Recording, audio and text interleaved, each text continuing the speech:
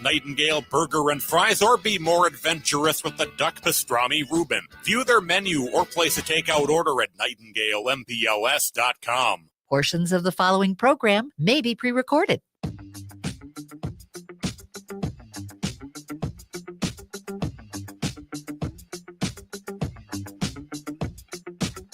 Broadcasting live on AM 950, the Progressive Voice of Minnesota, in the evenings on WCPT 820, Chicago's Progressive Talk, and of course in the nighttime hours in Seattle, 1150 AM KKNW. It is the Matt McNeil Show for the spookiest night of the year. Allergies kicking in.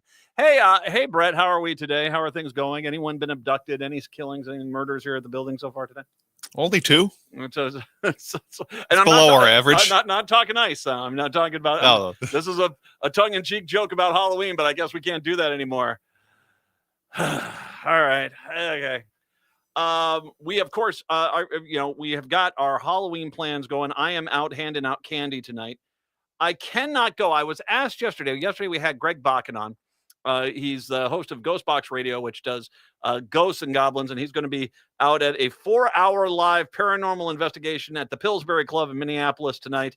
And you can stop on by the way, if you want to go there. If you're in the Twin Cities, you want to stop on by and see the very cool building. And I don't know, watch how many staff members are we expecting to get abducted and taken to the other side tonight? Well, you're drawing straws earlier today, and I lucked out. So you're not in. Okay, is this where Patrick is? Is Patrick in the nether regions? I haven't seen him in a couple hours. So going back to your other question, nether regions does kind of imply something else. But I mean, is he in the void someplace? I mean, is it just some kind of weird Oz place? Is there a tornado? Okay, we do have a lot of staff members not here right now, so this is a little ominous. Yeah, I did notice that this place is a little empty right now. But I can't go. You know why I can't go? Because I'm a smartass. That's why. And the ghosts and things that are there, I can't. They're going to be like, who do I haunt for eternity? Ooh, the big mouth one over there cracking jokes about me. That's what it's going to be.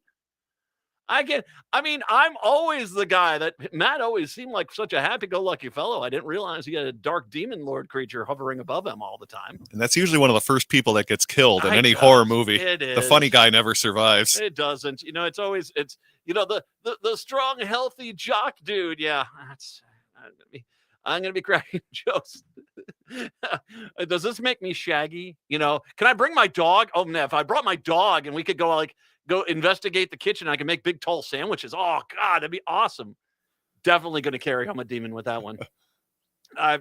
They're going to have some of his psychic mediums that are going to be there too, right? I believe so. Yes. Yeah. Including some live one question readings on the air too. The last time I saw one of them, they looked at me and go, "Ick," and I'm like, okay, all right, good enough then. I know my lot in life. I presume they were talking about the Minnesota sports scene, but no, it was apparently more targeted towards me. Well, good luck, guys. I'll be face first into a bowl of candy. We've had to have a little discussion at my house about proper etiquette about how much candy we're going to hand out tonight, because if it does end up being a big night, I don't want to have to be like, who likes cream corn? I'm not going to be one of those guys. All right. I got spam packets here. Oh, it's single serving spam. Who doesn't love that? Well, I got to tell you the truth. If I went trick-or-treating and I got a single serving of spam, you'd be my favorite house in the neighborhood, personally. I love the salty meats. But now we've got to have a little discussion here, and we've already kind of filtered the candy to the candy we definitely do not want to keep. Like the dumb suckers, they're at the top. You come to our house early, you're getting the dumb suckers. We're kind of working it down to where we got a little Heath Bar Almond Joy action at the bottom. So if there's any of those left over, any Reese's peanut butter cups, those are fine. Nothing against a $100,000 bar or a Mr. Good bar, which, by the way, is there any other time of the year you have either one of those candy bars at this point? No, not really. In fact, I'm trying to think if I even see Mr. Good bars like at convenience stores or grocery stores near that checkout counter. I do. Yeah. Not in the, you don't see them in the, yeah. Well, actually I will say, I think I did see one there. When you don't see chunky bars. I had a neighbor that was giving out chunky bars a few years back. I'm like, where did you even find these things? Was this like a box in your basement? These expired in 1973. It's still delicious, by the way. You think I'm not going to eat it? You're crazy. Oh God. So yeah, it's looking forward to it tonight. Looking forward to the kids. I'm going to repeat myself. Yes, I know it's repetitive. Yes, I want to be careful. You know, we live in there are three fantastic cities listening to me. Seattle, God, gorgeous city. Love that city so much. Chicago, as much fun as it gets, man. And then of course, my heart lies in Minneapolis, St. Paul, and I love it here. But we're all busy cities. Be careful out there. Okay. It's a Friday night. Kids will probably be out in force. They'll probably be out late. And plus, just be careful on the roadways. And it always is a spike in this stuff. And, getting dumped on Halloween night while you're wearing a zebra costume has a tendency of making you want to have a few drinks.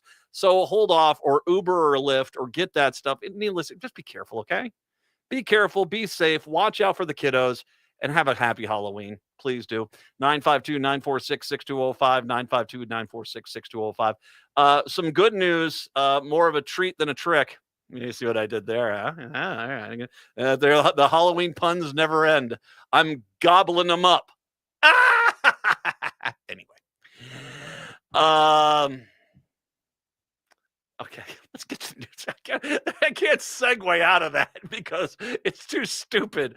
I got actual news here. 2 federal judges issued back-to-back rulings today in separate cases ordering the Trump administration to use contingency funds to continue paying for food stamps during the government shutdown.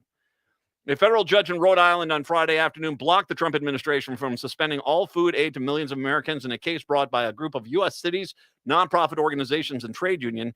At almost the same exact time, in a separate but similar case, a federal judge in Massachusetts ruled that the government must continue to fund the program that helps low-income households stave off food insecurity in a case brought by the Democratic attorneys generals from 22 states and the District of Columbia and 3 governors who sued the administration. Without intervention, the U.S. Department of Agriculture said it planned to suspend payments for the Supplemental Nutrition Assistance Program, known as SNAP or food stamps, on Saturday, putting millions of low-income households who rely on the benefits at risk of food insecurity and financial hardship. John McNeil, U.S. District Judge in Providence, issued a temporary restraining order in the Rhode Island case at the behest of those plaintiffs. They had argued that U.S. Department of Agriculture's suspension of SNAP benefits that was due to kick in Saturday was unlawful. SNAP, the nation's largest anti-hunger initiative, provides assistance to nearly 42 million, 1 in 8 low-income Americans each month.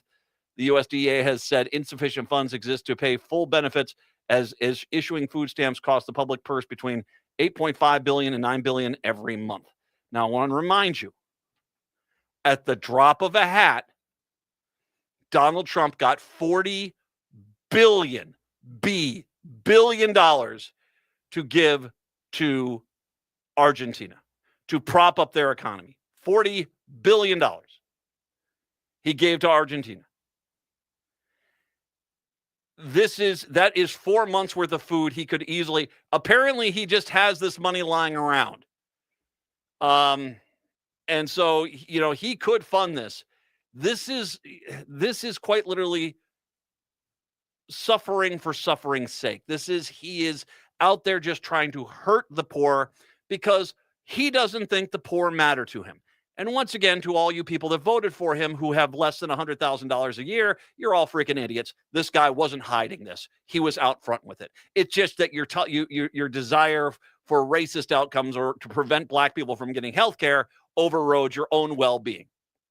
And I have to admit, I would be somewhat shocked, if you want to know the truth, if the Supreme Court actually stayed these halts and basically allowed him to cancel the funding for this reason. Is even they, don't get me wrong, the fake Catholic that is Alito, he's about as Christian as this microphone, and so that's just not there. I know where this mic's been. Alito, the fake Catholic Christian Alito, and Thomas, where's my RV park? They will surely vote to suffer, make them starve. Ha ha ha ha ha. That will be their official ruling. But the rest of the Supreme Court realizes, and I said this the other day, and it's true, starvation and hunger does not forget. And the fake lie that the lie that the Republicans push out there, the fake truth that they keep pushing out there is that this is all black people and it's inner city black people and all undocumented immigrants. And the reality is the vast majority of the people are white. The per household rate, it's far more common for people in rural America than the inner cities to be getting food aid. And most of the time, it's single mothers who are working. And this is the crazy part about this is that as they've gone down this road, they have decided that they'll blow up their own narrative. Because when you come down to it, all of a sudden, you live in small town America. And there's the knock on your door, and it's your neighbor. It's Alice, whose husband was a drunk and he ran off and no one's seen him in 3 years. And she's crying and she's looking at me and she goes, what's wrong? What's wrong? And she's like, I'm working. You know, she works. You've gone over and seen her working. You've seen her working. She's working a job. She's working hard. And now all of a sudden the truth comes out. She's not paid enough there to afford the house payments and all the stuff for the kids and food. And so she's hat in hand at her neighbor's house. Do you have anything I can get? And of course, I honestly do think in that scenario, I don't care who you are. I think you're going to go find food and try to help this person, or at least say, tell you what, I'll be over there in 2 hours, going to whip up something for you. I'll have a plate of that. And then we're going to go to the grocery store and get whatever you need. I think most people would do that. I would at least hope that is the case. But you see, that is when you're put into that situation. And that guy that's at the house where the hungry neighbor is about to knock right now doesn't think it's the neighbor across the street. They think it's all the black people or the Hispanic people or the undocumented people.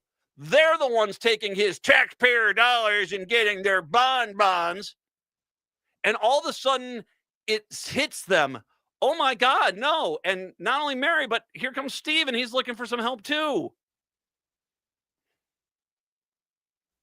Most of the people either are children, working, seniors, or disabled. And the people that are not working who are getting it, a lot of them are caretakers for others who are unable to take care of themselves. And so they can't afford to get a job because they have to take care of a loved one who is in need. I think even most Republicans realize that the lie that these guys have been telling, that it's all black people in the inner city, is about to become exposed as no, it's actually a lot of white people and Trump voters in rural America are about to get hurt. And in case you're missing the lead, I don't want you hurt. I'm not like you guys. I didn't vote to watch people get rounded up and deported. I didn't vote for people to go take away things from other people. I want to believe that people basically deserve a decent life. And I want to make sure if you are, for God's sakes, going hungry, that you have a sandwich, for God's sakes. Because that's what caring and compassion is. And that's what Christianity is, by the way, FYI. It's the Matt McNeil Show.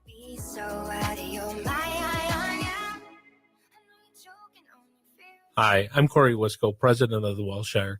The Welshire is a community that provides memory care to its residents. And we have a location in Bloomington and also another one that we just opened in Medina, Minnesota. But the big question is that why do people come to Welshire? Many of the people coming to Welshire are coming from other memory care communities where they maybe haven't received bathing. They've had problems taking medication or inconsistency with staffing. Welshire has never used a temporary staff. We always have our own people, and it's those people that make the difference. We have always felt it so important to have 24-hour nursing in the building. The other thing is you have to have an amazing activity team. Nobody employs more activity people than Welshire. Our activities begin in the morning, go all the way through the evening, 7 days a week. So if you have a loved one that needs memory care, come visit WelshireMN.com and book a tour today. Minnesotans age 65 plus might qualify for Health Partners Minnesota Senior Health Options. The easy all-in-one plan includes personal support, coverage for medical, prescription drugs, and dental, plus many extra benefits. Eligibility information is available at healthpartners.com/oneplan. Health Partners is a health plan that contracts with both Medicare and the Minnesota Medical Assistance Medicaid program to provide benefits of both programs to enrollees. Enrollment in Health Partners depends on contract renewal.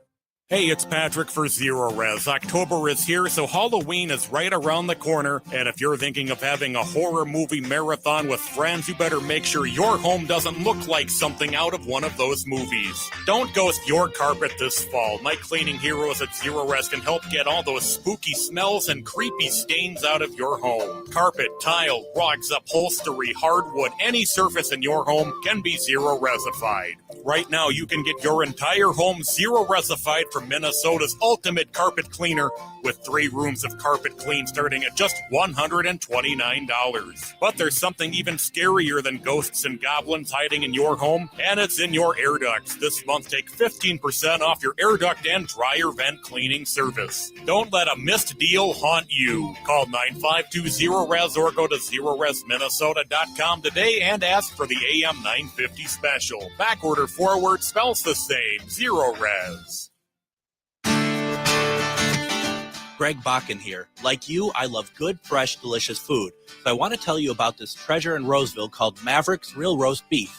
Maverick's has the best roast beef sandwiches I've ever had. Made fresh, every order.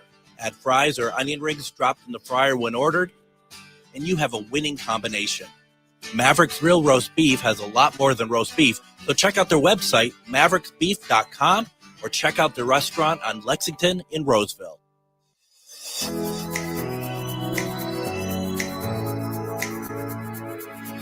It's the Matt McNeil Show.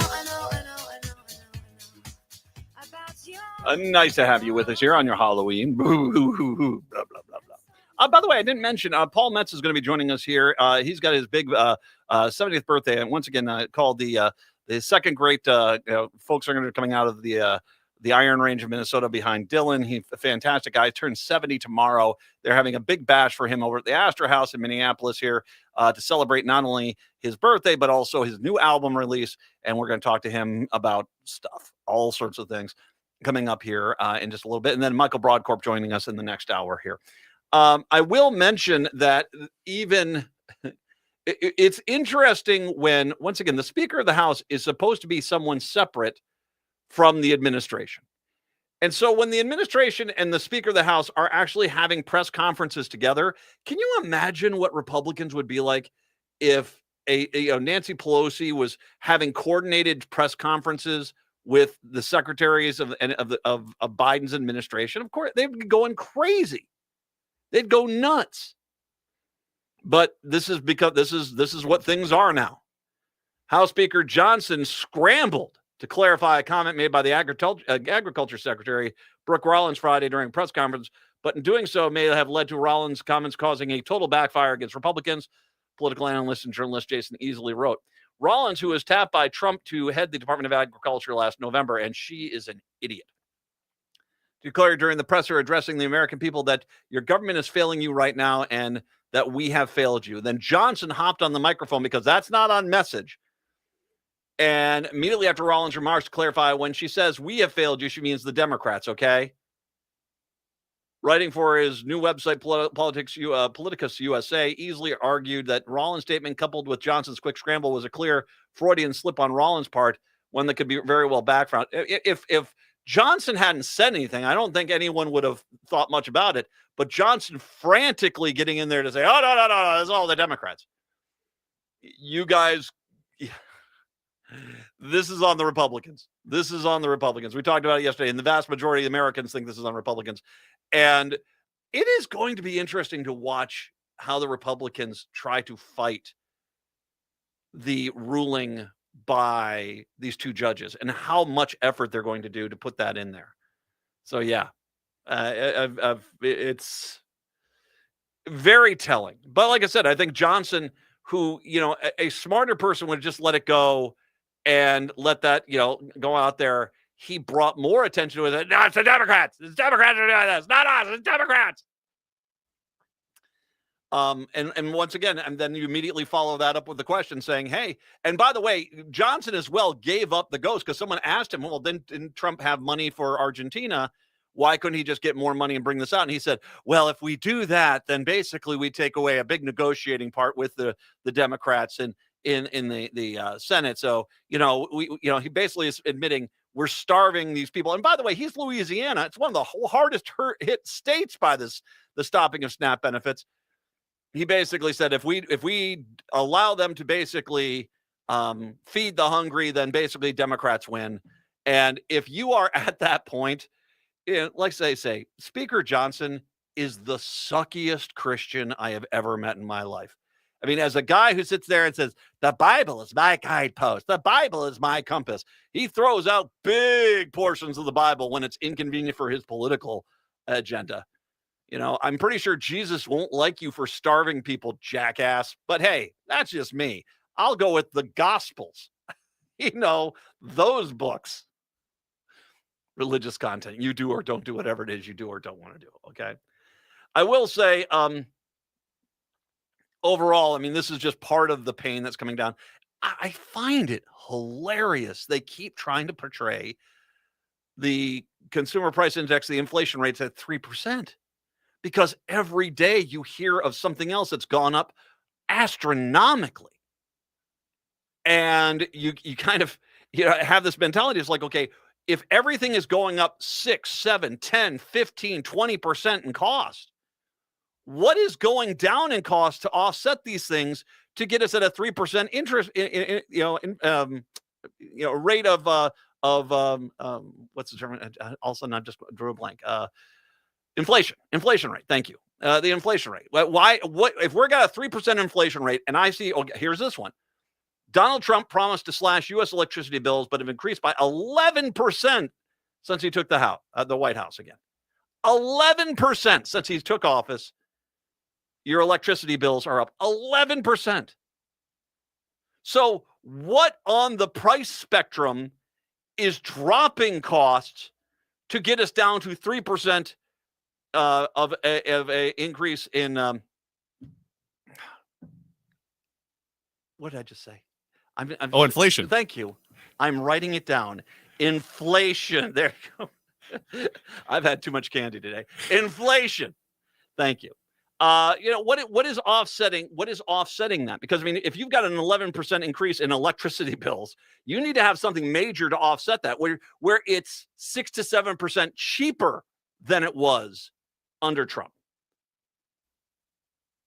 Democrats highlighted figures from a letter sent to Trump on Friday. Your administration has no explanation for its failures, no answers to the American families that are hit hard by high energy costs. It continues to effectively pursue policies that would make this cost crisis worse. Trump said on the campaign trail, the price of energy and electricity, he'll cut it in half. He said he was going to cut it in half on day one. Since January, the prices have gone up 11% nationally. Once again, day one, cheap electricity. And it's not day one, and things are up 11%. As well, we should mention the Affordable Care Act, and there's a CNBC had a story out here, and they buried the lead on this. Absent a deal, many people who try to enroll in the health care plan via the Affordable Care Act marketplace will see significantly higher premiums during open enrollment, said Cynthia Cox, vice president and the director of the ACA program note at KFF. The financial stakes, according to factors of the household incomes, age, and state. For example, an average 60-year-old couple making $85,000 a year would see their annual premiums increase by more than $22,600 in 2026. Okay, so it's time for Matt's Math Corner. That is a lot of money. 600 divided by 12. That's nearly $2,000 a month. It's $1,883 a month. A month. That's a pretty high mortgage payment, brand new, a month for somebody who's making $85,000 a year. I mean, that's well over a quarter of their money. A 45-year-old earning $20,000 in a state that didn't expand Medicaid would see premiums rise from $0 to $420 per year on average, it found. So everyone's going to see this go up. And that's, by the way, that's $20 extra a month. Is it 20? 12? Yeah, 20. I believe. 420 divided by 12. Oh, 35. It's $35 extra a month. How many people can afford that on fixed incomes? No, things are getting worse. And by the way, there's multiple reports out that they're anticipating all the holiday shopping is going to be far more expensive than it was last year. So once again, where is this 3% inflation rate? Where? How is it even possible? Paul Metza when we come on back. It's the Matt McNeil Show. It's Brad Friedman, your friendly investigative blogger, journalist, and host of the Bradcast on AM 950, KTNF, St. Louis Park, Minneapolis, St. Paul, the progressive voice of Minnesota. When was the last time you had your roof inspected for extreme weather and hail damage? This is Chad, owner of AM 950, to talk about the exterior construction company I trust, Snap Construction. If you've noticed new roofing projects in your neighborhood, your home was likely hit by hail last summer and experienced damage. Snap Construction is helping homeowners like you, and they're the roofing specialists I trust. They are the most well-reviewed contractor in the Twin Cities and have a ton of positive customer reviews from homeowners just like you. Even better, Snap Construction's installations are backed by a lifetime warranty, so you know you're dealing with a qualified roofing expert. You want to work with a company that will be here for a long time after the work is done. Snap Construction has handled thousands of claims and will help you through the process. Do yourself a favor and get a free roofing inspection so you have the facts and peace of mind you deserve. Call Snap Construction today at 612-333-SNAP. That's 612-333-SNAP. Or visit snapconstruction.com. Hey, Francois, where are we going and why do you have so many canvas bags? Salut Laura, on y va chez Nicolette's Macarons. Oh, I've never been to Nicolette's store. They're just off Highway 169 and 36th. Ils ont 16 saveurs de macarons là. They have 16 flavors of macaroons at the store. That's why you have so many canvas bags. I love how Nicolette supports small food entrepreneurs. Let's hurry. They're open afternoons, Wednesday through Friday, and midday on Saturdays. Nicolette est génial. Allons-y. Let's go. Yes, sir. Con returns to the Minneapolis Convention Center for their 5th year, November 7th through the 9th. Twin Cities Con is a celebration of comics, toys, TV, film, art, cosplay, games, and all things nerdy. There's nothing like Twin Cities Con. It's also a family-friendly event where you can meet your favorite celebrities, browse the vendor hall and artist alley for the coolest merch, watch celebrity Q&As, and even more. Twin Cities Con is bigger and better than before. Come see from the Star Wars universe Ahmad Best, Rosario Dawson and Giancarlo Esposito, Brendan Fraser, and the cast of The Mummy, WWE Wrestling Hall of Famers Sting and Mick Foley, and the voice actors from the hit Disney series Phineas and Ferb, plus more guests to be announced. 3 days of action-packed fun in the heart of Minneapolis at the Minneapolis Convention Center. Tickets start at $50. Kids' tickets are just $10 for the entire weekend. VIP tickets also available, including a 3-day weekend pass, plus some really cool VIP perks. More guests will be announced. Buy your tickets and get more information at TwinCitiesCon.com. With a look at your AM 950 weather, I'm back.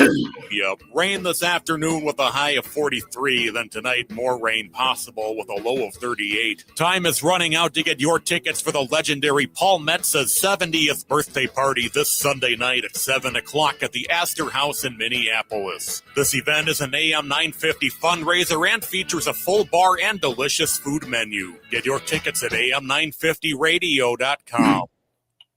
Now be my logo, yeah. Now be my logo, yeah. Now be my logo.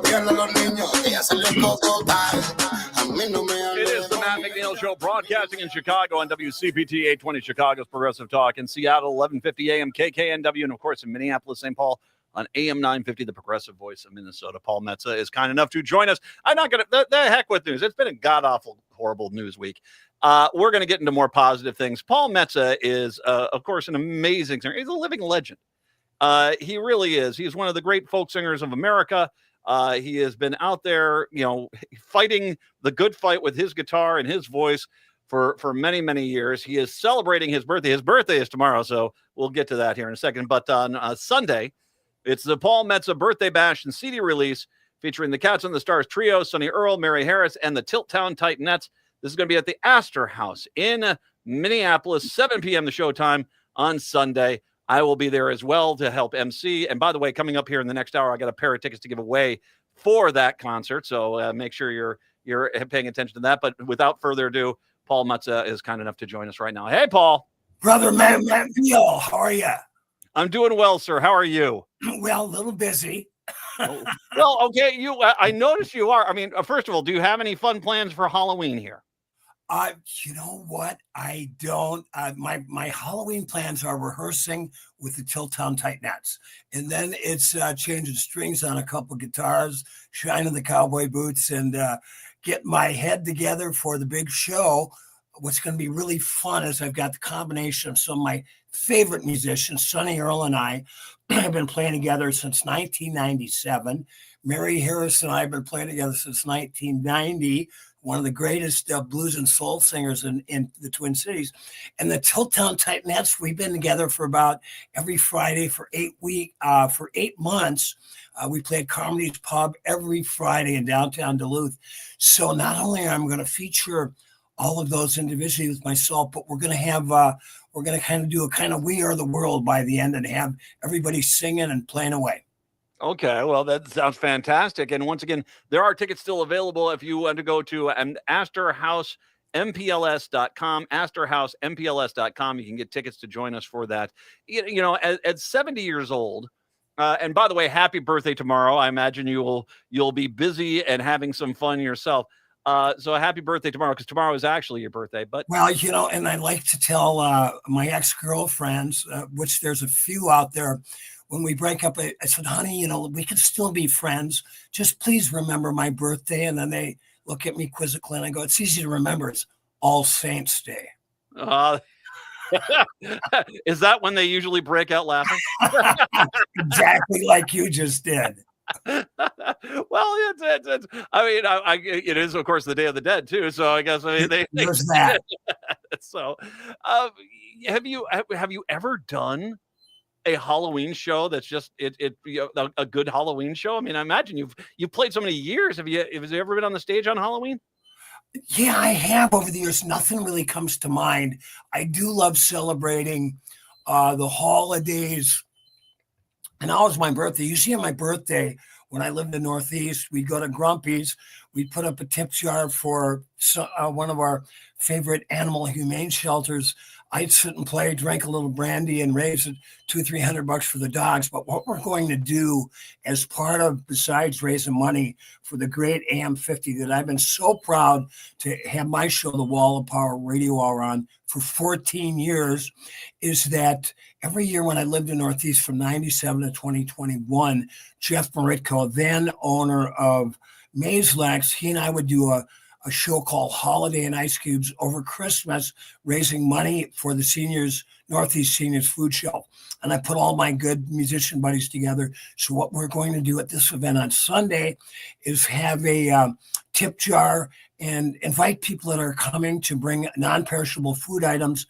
And I'm also going to take 50% off all of my new record, Songs of Resistance and Resolve, 14-song politically charged bangers, including No Kings, No Crown, I did with Alan Sparhawk.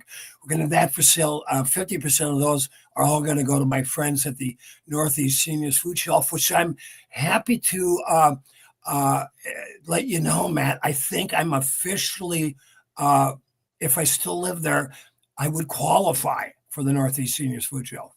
Would you? Well, I mean, I'm glad you brought this up, because, I mean, this is something, you know, being from the Iron Range, you know, you and I both are very aware of the ebbs and flow of the mining industry. And when things have gone south in these areas where you have one industry, you know, the taxation on the local food shelves and the churches and the pantries is astronomical, because you have basically everyone in the same boat. And I mean, with the whole thing with the SNAP benefits here, I mean, I think about the people that are not only here in the Twin Cities or in Duluth, where you're at right now, but from where our families are from, which is the Iron Range of northern Minnesota and rural America as a whole. I am just desperately concerned. I hope that these judges' rulings hold up, because the idea of people starving in this country in this day and age, I mean, especially as they're building a golden ballroom on the freaking White House. I mean, this is, I mean, it's something that, you know, having come from the place I've come, you know, you see those ebbs and flows, and it's something that, you know, when people are in need, you don't want to sit there and basically say suffer more. I've talked to a few friends of mine that are in the work at food shelves, and they are just devastated which is right around the corner, and what is going on building the ballroom and, fighter jets for Kristi Noem and the rest. It's obscene and absurd that is really happening. Now, I'm a lapsed Methodist. I like Johnny Cash. I call myself a C+ Christian. But the things I remember from Sunday school, Matt, and I'm speaking to all the Republican Christians out there, which there are a lot of good people, but all the mega Christians, the thing I remember is heal the sick and feed the poor. Yep. For those the gospel of Matthew, you need to feed the hungry, clothe the naked, shelter the homeless, take care of the sick, visit the prisoner, and welcome in the stranger. Those are direct teachings that we have been told to do. If you're a Christian, I'd call myself a C+, Christian. That's what you're supposed to do. And here we are with an entire group of people who say the Bible is their compass, the Bible is their guidepost. And they're just outright saying, okay, starve people, starve, and acting like this is a good thing. Especially, you brought up those two things, $40 billion to Argentina. Come on, man. And, look what's happened to the farmers. I mean, they're talking about a deal with China to buy the soybeans, but I think there's a good chance that might not happen. Yes. And the soybean market in China could literally disappear. I mean, you're talking about thousands of farmers that have had their farms and their families for years losing their farms. Mm-hmm. Well, and this whole conversation, by the way, and if I can, kind of highlights one of the things that makes, in my mind, the Iron Range kind of special, because there are times I think that you get in some parts of the country and there's just a resentment towards a lot of things, and metro area people, kids leaving and never returning to the farm, that sort of thing. And that's not the Iron Range. The Iron Range, northern Minnesota, where you came from, where Dylan comes from, I consider it more of a hyper practicality. And it's not about what is better and what is worse, because let's be honest, up there with those beautiful lakes and the countryside up there, it's pretty special. It's not bad. It's not a bad place. I don't think there's an inferiority complex up there, but there's more of just this. There is this hyper practicality that you try to have clean water. You don't want to have people saying you can't drink the water because it's supposed to be clean. You basically have good quality jobs. You have healthcare for people. And if people are hungry, for goodness sakes, get them a sandwich. We'll figure out what the problem is later, but get them some food right now. I mean, that is, I think, what makes the filter in which you and myself, and I think a lot of people that come from the range, look at this stuff. It makes it kind of unique, is that there's not animosity. It's just practicality. Well, and speaking of that, I would venture to say 80 to 90% of Iron Rangers carry chains in their trunk to help pull their neighbors out of the ditch. Yep. They slide off the road. Yeah, absolutely. You have a full winter kit. You got the jumper cables. You got you never know what you're going to be running into there. And of course, how many times I went up there when I did not have a block heater on my engine? You know what you need? You need a block heater on that engine. Well, you know what? It's funny. I did a 1990. I had a CD called Radio Motella. I had a CD release party at Bunkers Halloween night, 1990, the big storm. We had 4 to 5 feet of snow that day. And I woke up in the morning. I was living in this little mansion at 1818 LaSalle. Yeah, there was a light flurry. Looked out a little later, more flurries, By the time I got to the gig, there was literally 3 feet of snow on the streets. We had 5 people in the band, 6 people in the crowd. 4 of the people showed up on snowmobiles. Hopefully this Sunday, the weather will be more cooperative. Well, it doesn't look like we're going to have anything like that, but I mean, yeah, exactly. You gotta, I love the fact that at no point the snow is falling down in feet outside your house. And at no point are you like, well, the show can't go on. Nope, you're there. Well, yeah. We're going to play. Yeah. I've never canceled. I think maybe I was extremely sick once or twice. I've never canceled a show, and I've played 5,000 to 6,000 of them. You and I have talked about, you talked about Alan Sparhawk and the protest song you did for No Kings, which is fantastic. And Brett, let's make sure we play that one again here when we get the chance. But the one of the things that I would like to have you kind of comment on is back in the early 80s, we remember the farmers getting just destroyed in the Reagan's economy and with the loss of a lot of these family farms. And there were so many good protest songs out there that were out there. And that's when, Mellencamp and Willie Nelson were really kind of like, okay, there's a job we have here. This is work we need to do. And people like yourself came to the forefront and we're out there saying, we can't, we have to use our voices for good here. Talk about the evolution of protest music, because I think it seems like now it's coming back into that mode, but there has been a lot of protest music. It just is, it seems to ebb and flow and change over the years. And although it does sometimes return to where it was, it is a dynamic that, whether it's to relate to the masses or just reflection of the times, it does change. Oh, absolutely. I grew up, 20 miles from Dylan's hometown. So he was my first big influence. It doesn't take long listening to Bob Dylan. You get to Woody Guthrie. And Woody Guthrie is the granddaddy of us all, the first real topical songwriter. And I consider myself to be a grandchild in that succession. But I've always, my record of Songs of Resistance Resolve, I've always included songs about social issues from the very beginning. I call my songs like Slow Justice, 59 Coal Mines, First Wheels on the Farm, as bullets in the machine gun of peace. Will they change the world? I probably not, but will it help one man or one woman or one family listen to it and get inspired to fight their own fight, or maybe to go out and write a letter, join a campaign, put a sign in their yard? Yeah, hopefully it will do that. I'd like to, if I could, people can stream the whole new record for free or purchase it at paulmetza.com. paulmetza.com, and I'll make sure I link to all that a little bit later on the social media pages. But when you talk about Woody Guthrie, one of the things I love about him is I love classic blues. And classic blues was kind of talking about your own life and sort of thing. And this whole idea of taking music and using that kind of theme, only making it when the world was going to. Are we out there?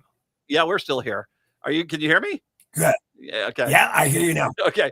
But when you're talking about, taking the blues idea, the blues song where it's an individual voice, talking about individual problems, but then converting it into the problems of society, that was that magic that he really related to everybody out there. Yeah, and there was other songwriters like Leadbelly wrote songs like Bourgeois Blues, and Josh White, and Sonny Terry and Brian McHugh played with Woody. A lot of the blues artists and early country artists were singing about poverty, struggle, illness, floods. And so music to me these days, what was, approaching 70, Matt, I'm going to tell you, it wasn't a cakewalk. 30, no problem. 40, 50, 60, 70. When you're filling out forms at DMV, that 7 it spooks you a little bit. I'll tell you what, let's take a break here. I'll let you come on back to that in a second. We got to take this break. Sure.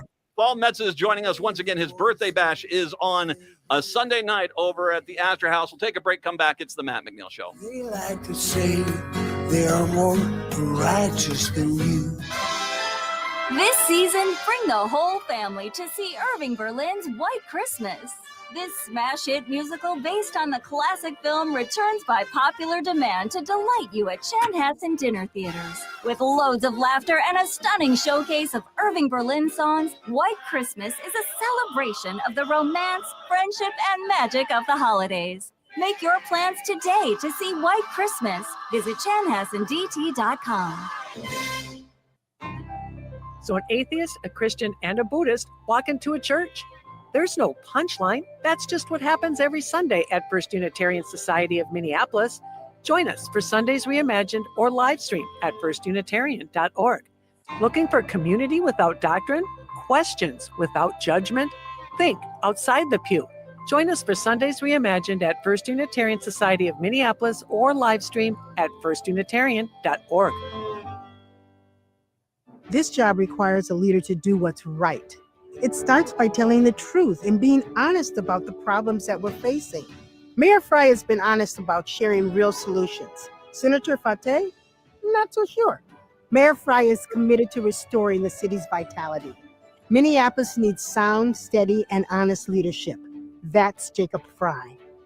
This independent expenditure is paid for by all of Minneapolis. It is not coordinated with or approved by any candidate, nor is any candidate responsible for it. It's not too early to start your Thanksgiving preparations. Ferndale Market is now taking reservations for their fresh, never frozen turkeys, raised free range and without antibiotics on the Peterson family's 3rd-generation farm in Cannon Falls. Ferndale Market turkeys are the perfect centerpiece for your holiday meal. A fresh turkey means no thawing hassle, faster cooking time, and the peace of mind knowing it's been raised naturally, just the way Fern and Del Peterson envisioned back in 1939 when they started the farm. You can pick up your turkey just days before Thanksgiving on their on-farm market and have some fun during Turkey Fest, or find Ferndale Market turkeys at natural food stores across the Midwest. Ferndale Market's commitment to quality has been passed down through the generations, ensuring that you get the best turkey for your table. Don't wait. Reserve your turkey today at ferndalemarket.com or use their website to find a retail partner near you. Make this Thanksgiving special with a farm fresh turkey from Ferndale Market. At Schroman Law, we provide more than just legal documents. We walk alongside our clients to ensure their wishes and legacies are being honored with every choice. And we do this while recognizing that this process can be emotional and weighty. Our team includes attorneys, as well as a grief coach and a published writer ready to assist with legacy letters and extra wishes to go alongside your healthcare directive. Contact us today to learn more at schromanlaw.com. That's SCHROMEN law.com.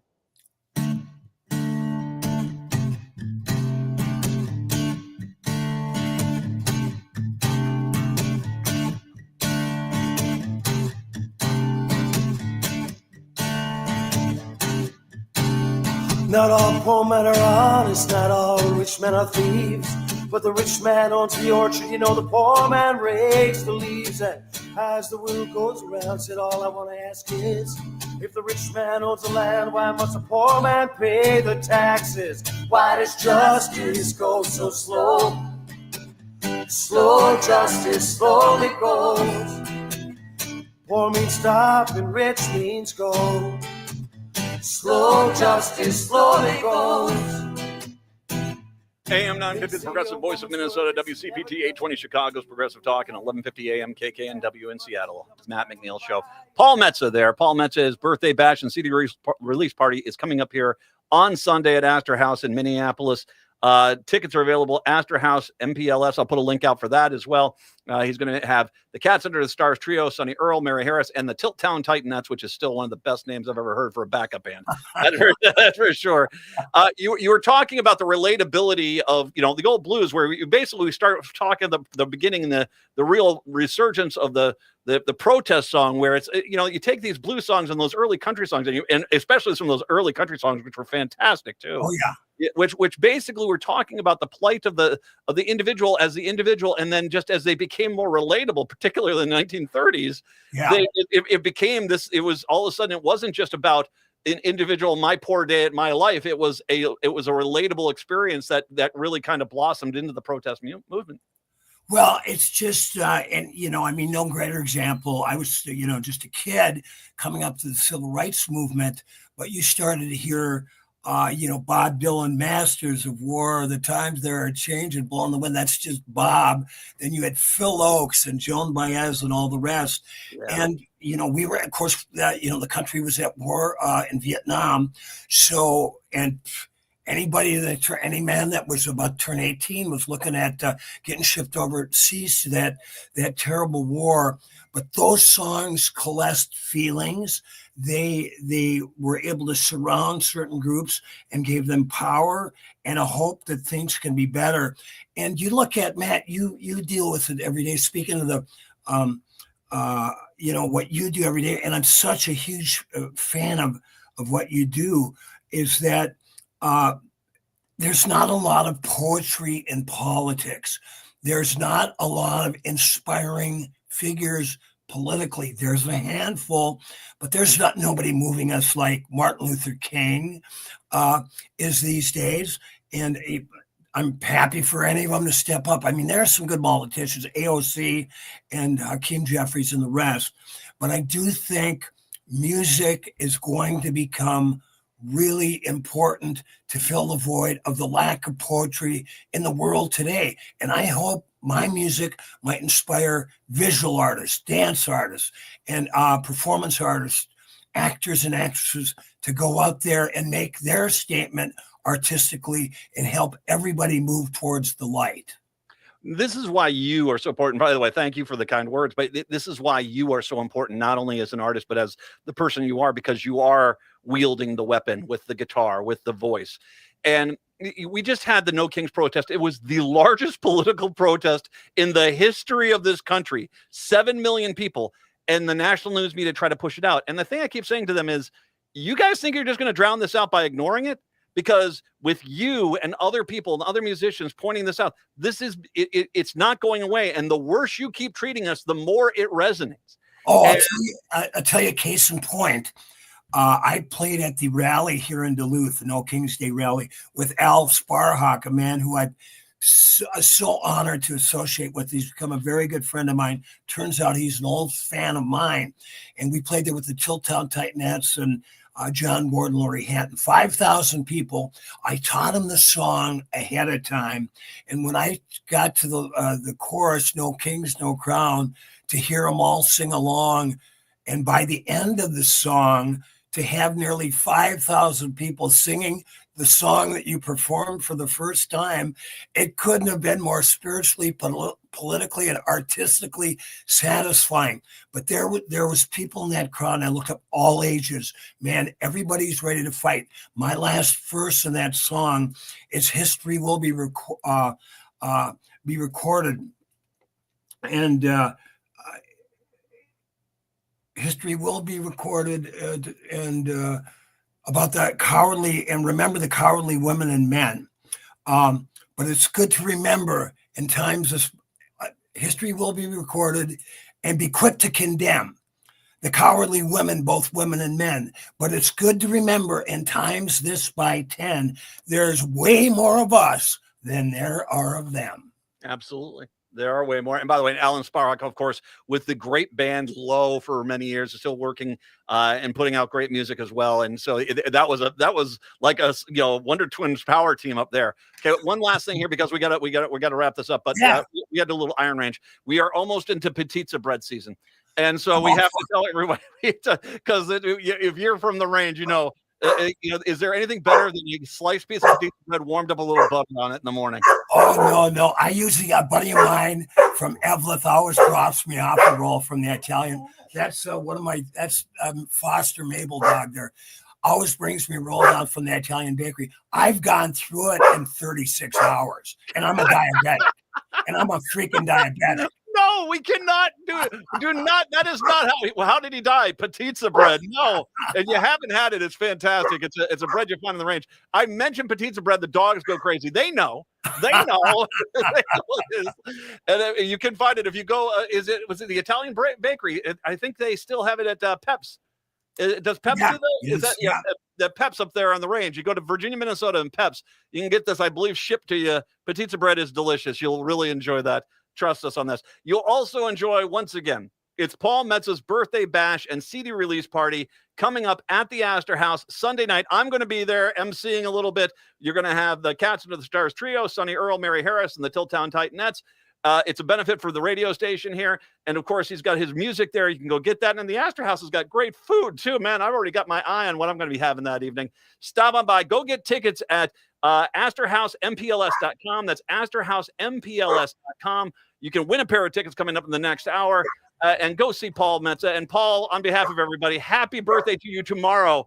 And thank you for all that you've given us, for sure. Thank you, brother. And that's from the Gospel of Matthew McNeil. Happy Halloween. Happy Halloween. Paul Metza joining us. Chicago, Seattle, happy Halloween. Have a good weekend. Minneapolis, St. Paul, hour 2 up next. Thanks, man. Make this Halloween one to remember. Join me, Greg Bakken, for a special 4-hour Ghost Box Radio Halloween broadcast Friday, October 31st, starting at 7 p.m. We're going live from the haunted Pillsbury Club in Minneapolis, the new home of the Minneapolis Trolley Tours. I'll be joined by Adam, Refined Divine, Char Savoy, and other guests for a real paranormal investigation inside the Pillsbury Club, filled with spirits, stories, and maybe a few surprises. Want to experience it in person? Trolley tours will be running all night, and if you stop by the club, just say Ghost Box Radio at the door to check out the broadcast. Can't make it? Watch the entire investigation live on Facebook and YouTube. So grab your flashlight, light your jack-o'-lantern, and tune in for a night of chills, laughs, and things that go bump on the radio. Ghost Box Radio Halloween broadcast, Friday, October 31st, 7 to 11 p.m. Check out trolley times at MinneapolisTrolleyTours.com. Hi, Matt McNeil here. You're listening to the best progressive radio in Minnesota. It's AM 950, KTNF, St. Louis Park, Minneapolis, St. Paul. AP News, I'm Ben Thomas. 2 federal judges have ruled the Trump administration must continue to fund the SNAP food aid program during the government shutdown using emergency reserve funds. This a day before payments were to be halted. Earlier, President Trump had this. When you talk about SNAP, you're talking about largely Democrats. But I'm president. I want to help everybody. I want to help Democrats and the Republicans. But when you're talking about SNAP, if you look, it's largely Democrats. They're hurting their own people. Pennsylvania Governor Josh Shapiro. There's 2 problems that we are concerned about. Number one, it's going to take about 10 days for them to be able to get those dollars flowing to SNAP recipients again. And number 2, given this administration and its propensity to ignore the rule of law, I don't trust that they're going to follow this judge's ruling. 1 in 8 Americans use SNAP funds. President Trump is calling on the Senate to scrap filibuster so the Republican majority can bypass Democrats and reopen the federal government. But House Speaker Mike Johnson says the filibuster has traditionally been viewed as a very important safeguard. If the shoe was on the other foot, I don't think our team would like it. And Donna Warder reports on allegations about conditions at immigration detention centers. The U.S. Senate investigation says there are credible reports of medical neglect and poor conditions at immigration detention centers nationwide. The report, released by Senator John Ossoff, a Democrat from Georgia, says detainees have been denied insulin, medical attention, and forced to compete for clean water. The report builds on an August review that detailed the mistreatment of children and pregnant women, with both reports totaling some 580 cases. In Illinois, advocates are suing federal authorities over what they call inhumane conditions at a Chicago area federal immigration facility. I'm Donna Warder. On Wall Street, stocks closed higher, finishing off a winning week and month. This is AP News. Wesley Financial Group is not a law firm. Hi, I'm Chuck McDowell, the timeshare cancellation guy. In 2011, I founded Wesley Financial Group with one goal in mind, to help honest folks out of their timeshares permanently. Today, I run Wesley with my 2 sons, a real family business, treating every client and every employee like we'd want our own family treated. That philosophy has helped us grow into the largest, most trusted timeshare cancellation company in the United States. Fortune magazine even recognized us as one of the best places to work. Why? Because we genuinely care. In fact, some of our former clients were so moved by their experience working with us, they joined our team so they could help others to timeshare freedom. If you're stuck in a timeshare, give us a call. Let our family help your family. Call Wesley now for your free timeshare exit kit. 800-738-9900. 800-738-9900. That's 800-738-9900. Your time is precious. Why are you still mowing your own lawn? I'm Alex Knorr, a young, hardworking entrepreneur serving the Southwest Metro with affordable lawn care. At Buzzcut Mowing, I offer weekly mowing, leaf cleanups, aeration, dethatching, tree trimming, and mulch installation. I work hard so you can relax and enjoy time with family and friends. Call today and I'll handle the rest. Visit buzzcutmowingmn.com. That's buzzcutmowingmn.com. I'm Shelley Medore, and I'm running for Minneapolis City Council. As your council member, I will fight against harmful MAGA policies coming out of Washington and push back on extreme policies here at home. Minneapolis doesn't need more grandstanding. We need good governance and common sense solutions. I will work to invest in community policing, protect tenants' rights, and invest in our small businesses so we can keep Minneapolis a welcoming city for all. On Election Day, I'm asking for your vote. Together, let's choose Minneapolis. Vote Shelley Medore for Ward 2. Prepared and paid for by Campaign Fund of Shelley Medore, Ward 2. Greg Bakken here. I've told you about the out-of-the-world roast beef sandwiches at Maverick's Real Roast Beef, but I haven't told you about their Philly steak sandwiches, turkey bacon avocado sandwich, BLT, crispy chicken, fish sandwiches, brisket, or pulled pork. Okay, You get the idea. They make a lot of delicious food to the same standard as their famous roast beef sandwiches, and now I'm starving. I'm going to go to Maverick's Real Roast Beef off Lexington and Roseville, and you need to go too. Check out their menu at mavericksbeef.com. With a look at your AM 950 weather, I'm Patrick Lilia. Rain this afternoon with a high of 43. Then tonight, more rain possible with a low of 38. Chef Carrie's always got something new and exciting cooking at Nightingale in South Minneapolis on the corner of 26th and Lindale. Don't miss out on the famous Nightingale burger and fries, or be more adventurous with the duck pastrami Reuben. View their menu or place a takeout order at nightingalempls.com. Portions of the following program may be pre-recorded. Hour number 2 of the show. It is the Matt McNeil Show. Good to have you with us on a Halloween. Drive safe. Head on home. Okay, so the rain. It was looking like it was raining there a little bit earlier for your trick-or-treating fun. They're saying it's okay. So if you wait until after like 6, it'll probably be fine. Might be a little bit of a drizzle out there, but it doesn't look like a heavy rain shower. So there you go. And it's not snow. It's like not like Metza said. It's not going to be like it was one year. Have you had, Brett? How many people have you had remind you of? Did you know that there was a snowstorm at one point here in 1991? First I've heard of this. No, have you? Apparently it was a thing. Can we just, guys? Okay, I get it. When did they stop really talking about the Armistice Day blizzard? Is it when Armistice Day became something like, what are we talking about again? I'm guessing it was October 31st, 91 might have been the day we stopped. Actually, that's a good point. Oh, yeah. Actually, I bet you're right. Because I mean, when I was a kid, I always heard about the Armistice Day, and where were you, and how'd you survive, that sort of thing. And yeah, it still doesn't beat. What was it? 1888, 1887. That's the year that you see the snow piled up so high they had to dig a tunnel in for the trains to get through. Have you ever seen any of those pictures from back then, that blizzard that came through then? I have not seen those, no. I read a book about that storm because it was so huge. I mean, it just was quite literally the barometric pressure dropped like a hurricane. And particularly in the Dakotas, where this has happened quite a bit, it was like 60 degrees, and then it went south from there. And basically, next thing you know, you're waking up to, hey, the house is under snow. There you go. So nothing like that tonight. You just have fun, enjoy it. I mean, reminder yourself, is there anything as pure as the joy of a 7-year-old on Halloween night? Seriously, is there? You watch the kids come running up, the joy on their face. You put candy in their little pumpkin or in their pillowcase, and off they go. They're doing this in every house, that sort of thing. That is the best part about Halloween. I thought you were going to describe when Donald Trump gets a ketchup bottle. Yeah. He has kind of that reaction too. Yeah, look at this. It was so nice to see that he went to Japan and basically had ketchup. Nice. There you go. That's the international cuisine du jour. I did have coffee today with a friend of mine, Gina, who is dressed 1970s chic. She was stunning. I don't mind it. I just, I've seen myself in costumes. I'm not fooling anyone. It's just Matt and wearing something goofy, I'm going as a radio broadcaster this year and every year. That is my curse. That is my gift.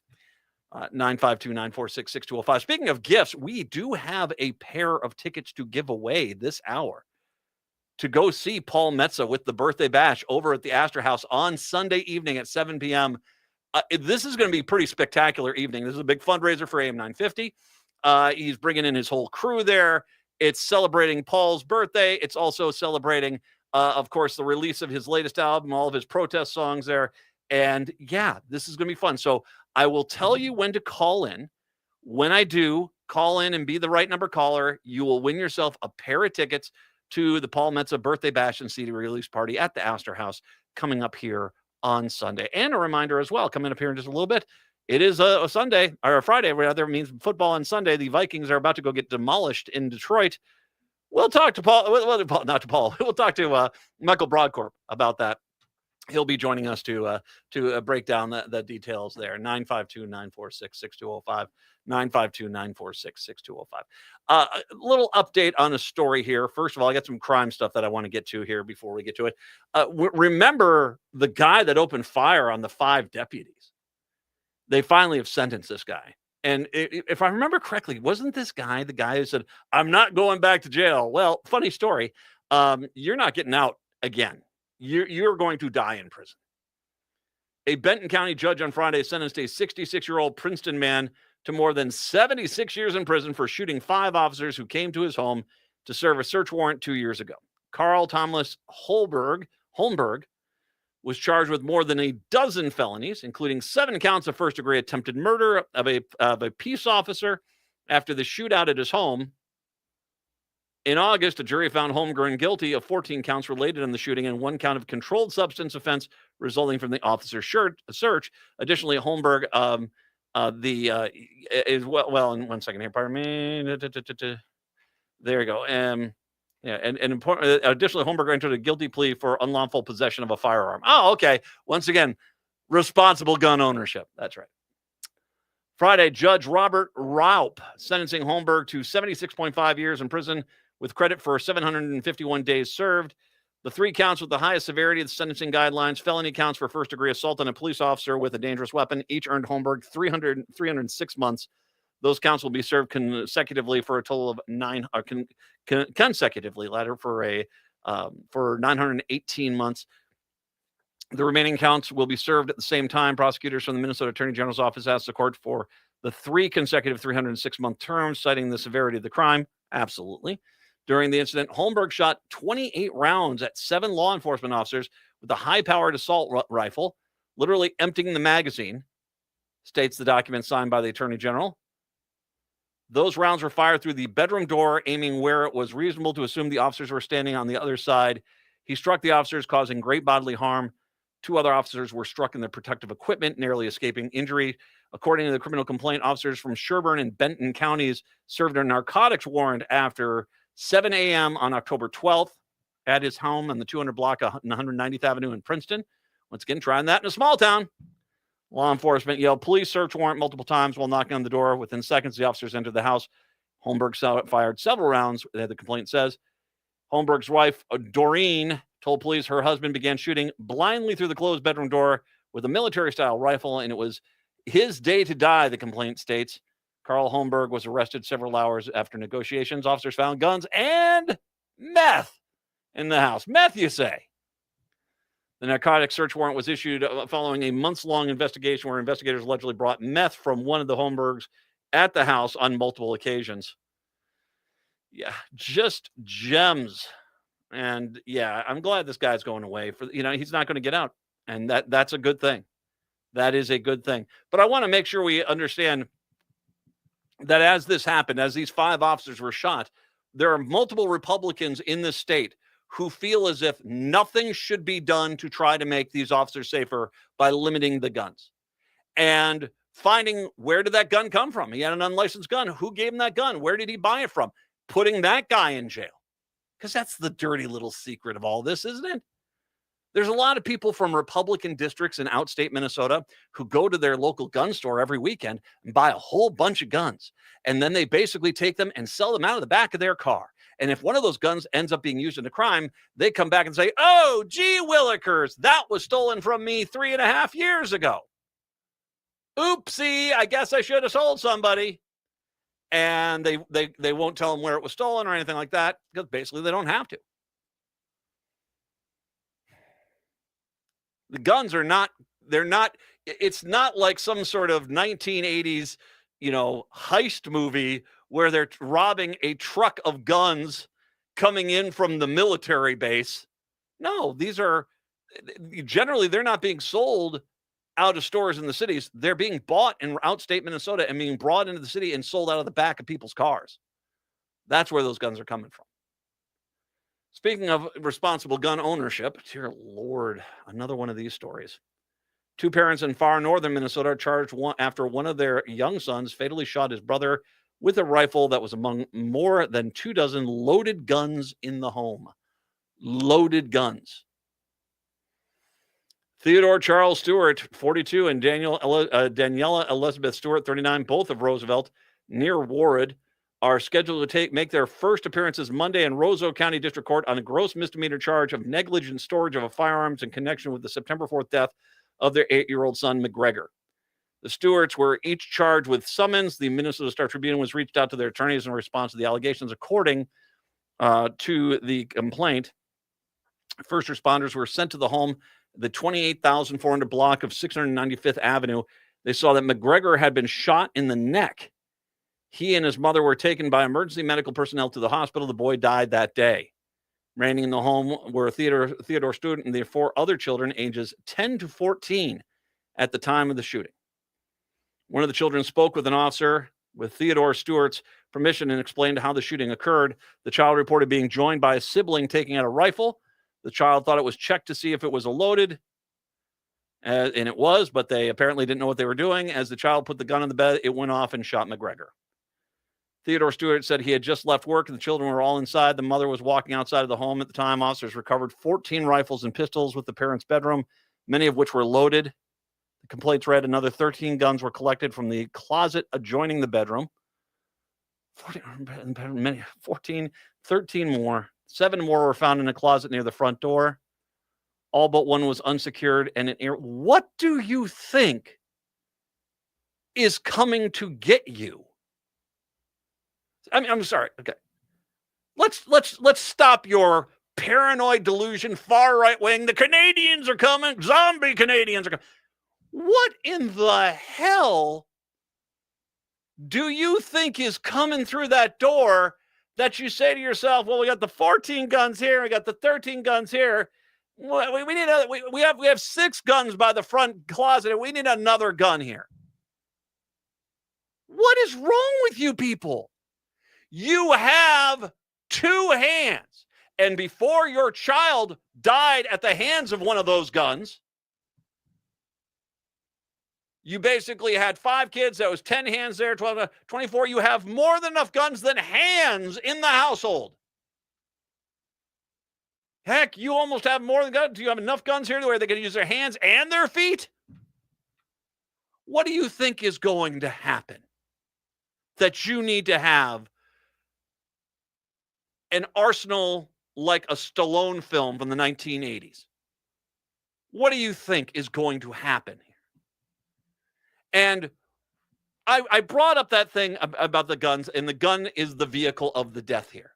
Because one of 2 things has happened here. Because in this case, this does expose the great lie. Republicans, it wasn't the gun, it was the individual. Oh, okay, so you're basically against this child finding a loaded gun, so we should charge the child that found the loaded gun, that threw it on the bed. Well, no, this was an accident. Aha! So was it an accident and the bullet went off? Because then that's the gun, isn't it? Because guns are freaking dangerous. Guns are freaking dangerous, for goodness sakes. And they shouldn't be left around, especially left around children loaded. And I get it. You're going to say, well, they're charging with crimes now. That doesn't bring McGregor back, does it? Does it? No. Maybe what we should do is try to have laws that prevent McGregor from, because if you think this is somehow some sort of win, that the system is working with the laws in place, that where we have to have a dead child for your system to work. This is ludicrous. It's the guns. It's the guns. It's paranoid psychopaths who think that as they live in Roosevelt, Minnesota, that Antifa is storming the gates and coming for Roosevelt first. So they have to have basically a quartermaster's worth of weaponry in the arsenal ready to go, because you never know when the zombie moose is going to come. Most of them loaded. Why? Why, you morons? Why? And I understand this is, I feel really bad. You feel bad now, don't you? Why did you have them loaded in the first place? What did you think was coming? You going to go shoot the snow?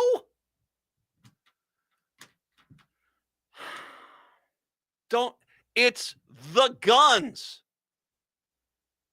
It's the guns. And if guns make you so much safer, how did the guy with a full freaking arsenal of loaded weapons have a dead child?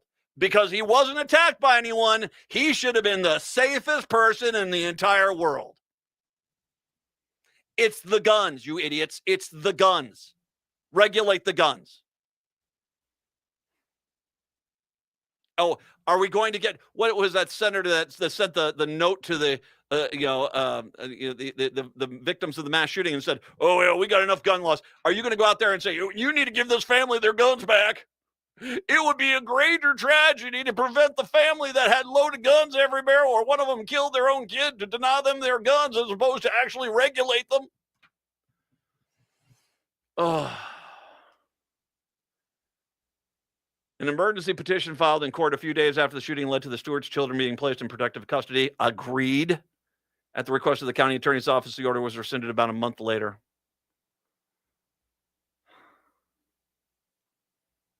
All but one was secured in areas of the home easily accessible to the children. You can't trust these people around. They're grown adults, and they think the alien invasion from Independence Day is going to come hit Roosevelt, Minnesota. And if they come, I'm ready to shoot them. Are you? It's the guns. I can't put it more bluntly, because if it's the person shooting the gun, then you need to charge the child. If you're the Republican who says it's the person shooting the gun, then you need to charge the child with this. If you say, well, we shouldn't do that, this was a horrible accident, well, then who's responsible? Well, nobody. No, it's the guns. Because you see, that's the only thing that's universal in all of these shootings, is the guns. It's the guns.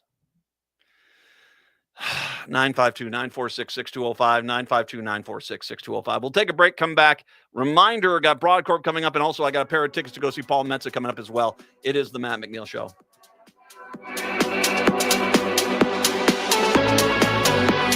Hey, it's Patrick for Zero Res. October is here, so Halloween is right around the corner. And if you're thinking of having a horror movie marathon with friends, you better make sure your home doesn't look like something out of one of those movies. Don't ghost your carpet this fall. My cleaning heroes at Zero Res can help get all those spooky smells and creepy stains out of your home. Carpet, tile, rugs, upholstery, hardwood, any surface in your home can be Zero Resified. Right now, you can get your entire home Zero Resified from Minnesota's ultimate carpet cleaner, with 3 rooms of carpet clean starting at just $129. But there's something even scarier than ghosts and goblins hiding in your home, and it's in your air ducts. This month, take 15% off your air duct and dryer vent cleaning service. Don't let a missed deal haunt you. Call 952-ZERO-RES or go to ZeroResMinnesota.com today and ask for the AM 950 special. Backward or forward spells the same. Zero Res. When was the last time you had your roof inspected for extreme weather and hail damage? This is Chad, owner of AM 950, to talk about the exterior construction company I trust, Snap Construction. If you've noticed new roofing projects in your neighborhood, your home was likely hit by hail last summer and experienced damage. Snap Construction is helping homeowners like you, and they're the roofing specialists I trust. They are the most well-reviewed contractor in the Twin Cities and have a ton of positive customer reviews from homeowners just like you. Even better, Snap Construction's installations are backed by a lifetime warranty, so you know you're dealing with a qualified roofing expert. You want to work with a company that will be here for a long time after the work is done. Snap Construction has handled thousands of claims and will help you through the process. Do yourself a favor and get a free roofing inspection so you have the facts and peace of mind you deserve. Call Snap Construction today at 612-333-SNAP. That's 612-333-SNAP. Or visit snapconstruction.com. Hi, I'm Scott Shambot from Shambot Family Dentistry. We're the fear-free, shame-free dental office. We know dental anxiety and dental phobia are real. We'll take the time to get to know you and give you what you need to be comfortable at all times. We offer free nitrous oxide laughing gas and have high-tech options to help you feel calm and relaxed during your appointments. We'll help you get through every appointment in the most pain-free way possible. If you're having a dental emergency, we'll try and get you in the same day you call because we don't like to see anyone in pain. As my daughter Rachel says, if you don't see my dad, please see another dentist. Take care of your teeth because they're the only ones you get. This is Chad, owner of AM 950. I've been going to Shamblat Family Dentistry for years. They get me in last minute when I'm in pain and make regular checkups easy and comfortable. Shamblat Family Dentistry in Hopkins and St. Paul. Find them online at shamblatfamilydentistry.com or call 1-800-FIX-MY-TEETH.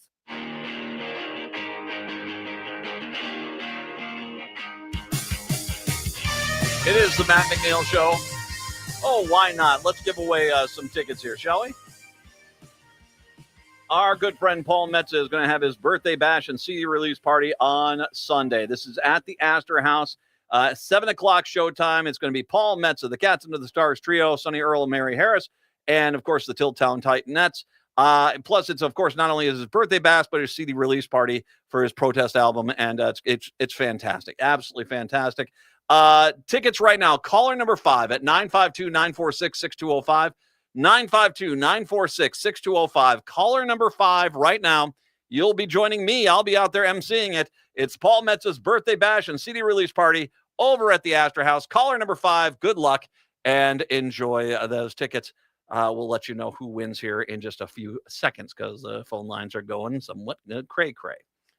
I want to give MinnPost credit because they basically, once again, there has been this one thing that has been somewhat nice to see with the potential loss of the SNAP benefits. And once again, if you didn't hear the earlier story, 2 judges, one in Rhode Island, one in Massachusetts, both have blocked or actually ordered the administration. I think the better term is ordered the administration to use discretionary spending to keep the SNAP benefits rolling.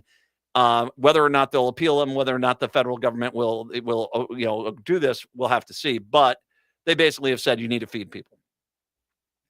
One of the great crimes of our media is that they do basically portray this in a very specific narrative. It's overweight black people who basically sit on their caboose all day long, and they're using the SNAP benefits for lottery tickets and booze and all their junk food and their bonbons, and they could work tomorrow, they're just not working. And that's the narrative, because that you have to convince people it's a fraudulent program. And the reality is there's very little when this narrative has been pushed since Reagan. This has been a false narrative that has been pushed since Reagan. What the news media has been doing is that they have been actually addressing the fact that this is not true. And there have been more stands saying, okay, no, this is not undocumented workers. That there are, it's the amount of people that are receiving households and participating in SNAP benefits. The 2 highest are in the Congressional District 5 and Congressional District 4, but that's for the amount of people. The thing that's crazy is when you look at the, SNAP benefits for 100,000 people, it's far more common in rural America, in rural Minnesota, to see SNAP benefits than it is in the metro area. It absolutely is. That pound for pound, as far as a percentage of the population goes, you're going to see that much more out there because there's just not as many people there. And so you have, Congressional District 8, Congressional District 7, Congressional District 1, all having high SNAP benefit usage. When they look at race and ethnicity, this is just in Minnesota. And once again, this is a fantastic story from MinnPost. Once again, the narrative that's pushed by Republicans a lot of times is all the black people. Well, no, it's 53% white. More than half of the recipients of SNAP benefits in Minnesota are white people. Only 26% are black, 8% Asian, 5% Hispanic, and 7% other. So it is your ratio per 100,000 households is much higher in rural America. It's white people. These are facts. These are what's called facts. And the other chart that they have here is categories of SNAP recipients. You have children, seniors, and adults with disabilities. And once again, this is bringing up more than basically 2/3 of all SNAP benefit usage in the, in Minnesota, 2/3 are for children, seniors, and adults with disabilities. So that when a Republican comes on and starts screaming about, you're wasting my taxpayer dollars, these people can work, it's children, seniors, and adults with disabilities. And a shocking amount, is it 70% of the people who receive SNAP benefits are actually working full time, and they just don't get paid enough. That's the craziest part. You are far more likely to run into a single mom, white mother in rural Minnesota who's working full time, who needs SNAP benefits because she can't afford the life because of the circumstances, than you are about this fake narrative story that's put out about it. And yeah, there are some people that are not working who, once again, you say, oh, well, you see, but there are some people who could be working. Well, could they? Some might be taking care of adults or people with disabilities. Some could be taking care of children. Get them a sandwich. Just get them some food. Don't starve them.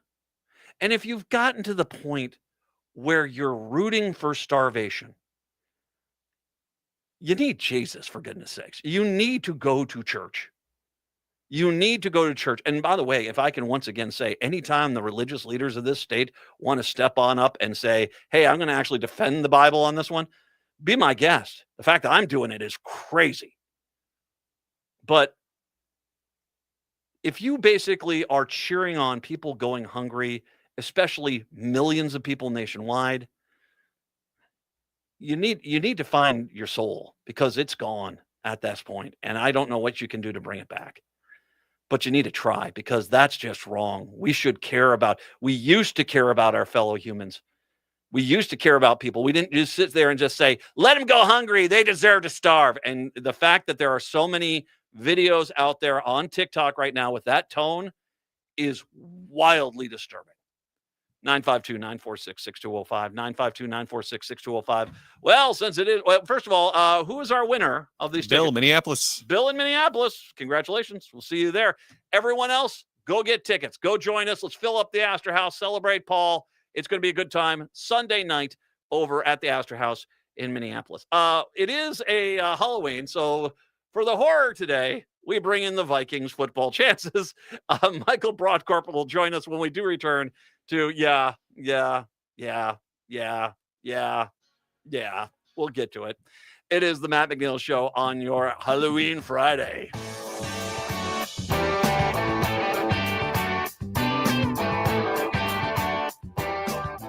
Do you let animals pick your insurance? Do you really need to experience mayhem to get the best rates? Or how about a celebrity quarterback or fake university saving you money? There's a lot of marketing stunts when it comes to insurance, but what you really need is someone looking out for you. Call Array Insurance, and they will work hard to find you the best insurance coverage and rates. So avoid gimmicks and call Cheryl at Array, 763-504-3067, or arrayinsurance.com. Array Insurance, working hard for you. In today's uncertain times, Woodland Stoves and Fireplaces believes that a fire can add comfort and security to your life. At Woodland, our mission is to connect you to a place for fire that works. Woodland Stoves and Fireplaces installed our wood stove years ago, and we still love it. Watching the fire, feeling the heat, is a joy we experience every day. And knowing we have a reliable heat source makes us feel snug and safe. There are many choices in wood, gas, or electric. For diversity and styles, at Woodland Stoves and Fireplaces, we display over 180 models, and 35 of these are burning displays. You can experience the glow and warmth of a live fire. Whether wood, gas, or electric, find a fire that warms your heart, a fire that adds comfort and security to your life. See the many choices at Woodland Stoves and Fireplaces, located on the corner of East Franklin and Riverside Avenue in Minneapolis, and online at woodlandstoves.com. Woodland Stoves and Fireplaces since 1977. For over 48 years, our slogan has been, out of the ordinary products and services. Our mission is to get you a fireplace that works in your life.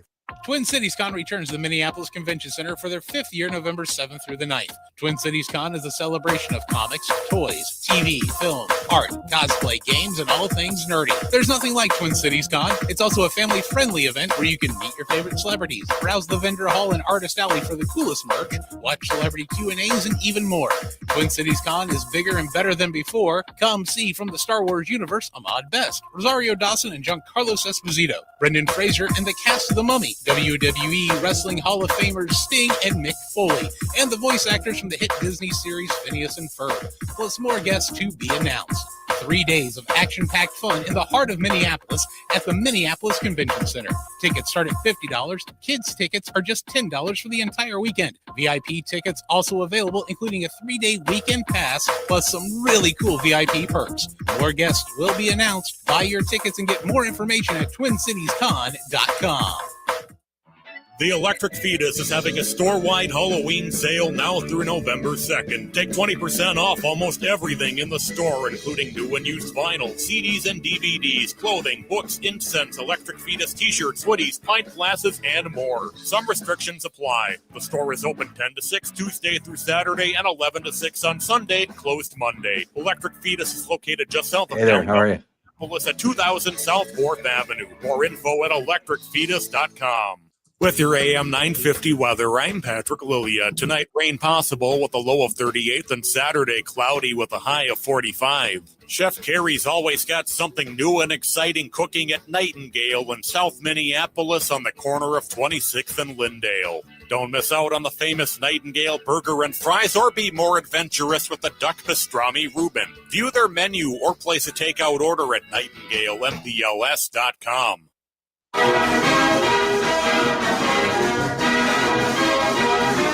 Yes, on a Halloween, it's time for the scariest segment of the week.